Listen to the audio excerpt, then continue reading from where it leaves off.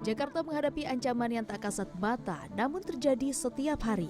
Permukaan tanah di ibu kota perlahan turun, sementara permukaan laut terus naik. Kombinasi keduanya membuat Jakarta dalam situasi darurat. Jakarta menjadi kota dengan laju penurunan tanah tercepat dibanding kota-kota pesisir lain di dunia. Penurunannya dari 5-12 cm per tahun. Angka ini jauh di atas Bangkok yang hanya 1 hingga 3 cm. Ho Chi Minh 1 hingga 2 cm, Shanghai 1 hingga 2 cm, bahkan New Orleans hanya setengah hingga 1 cm setiap tahun.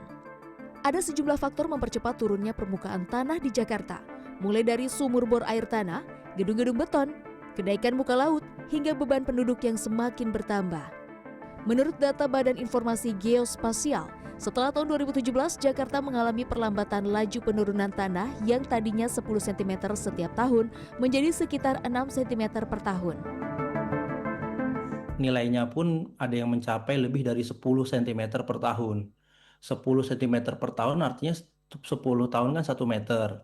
Nah, setelah tahun 2017 gitu ya, sampai dengan 2025, 24, katakanlah yang terbaru itu data kami hasil olahan, baik dari data geodetik, GPS, atau INSAR, atau leveling gitu, itu menunjukkan di bagian utara itu cenderung sudah mulai menurun. Apa yang dimaksud menurun? Kalau dulu tadi dikatakan ada yang 10 cm lebih, bahkan 15 cm per tahun, sekarang itu mungkin sekitar 6 cm. Tentu masih besar dalam kapasitasnya. Meski lajunya menurun, penurunan tanah di Jakarta masih tergolong sangat besar dan berbahaya dalam jangka panjang. Berdiri di tahun 1996 dan terkena serangan banjirop di kurang lebih tahun 2000-an, beginilah kondisi Musola Waladuna di kawasan Jakarta Utara di tahun ini, tahun 2026. Artinya selang 20 tahun. Nah, musola ini akan menjadi saksi bisu bahwa benar adanya penurunan tanah di kawasan Jakarta. Kondisi ini mengingatkan kita bahwa masalah penurunan tanah ini menjadi masalah yang serius. Meskipun di tahun ini Jakarta mengalami angka penurunan tanahnya, namun tetap masalah penurunan tanah menjadi masalah serius yang harus segera dicarikan solusinya. Pemerintah Provinsi DKI Jakarta mengakui sejumlah titik pesisir kini harus ditangani dengan serius, baik jangka pendek dengan pembangunan tanggul mitigasi hingga jangka panjang yakni pembangunan giant seawall.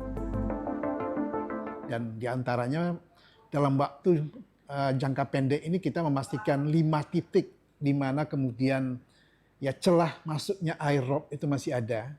Ya, misalkan ya yang ada di di Pantai Mutiara, kemudian di kawasan Ancol, kemudian yang ada juga di RE Matainata, di Kalibaru, ya, di Muara Angke, itu kita terpaksa membangun tanggul mitigasi. Tanggul mitigasi itu tanggul yang kemudian ya sebetulnya ya dalam rangka kedaruratan. Ya, dibangun tanggul sehingga air lautnya ya bisa kita cegah masuk, tetapi itu tidak akan bertahan lama. Kenapa? Selama tanahnya turun terus, kemudian air laut naik, suatu saat itu akan terlewati, dan itu yang juga yang terjadi dengan tanggul NCICD fase A yang sudah dibangun sejak tahun 2012.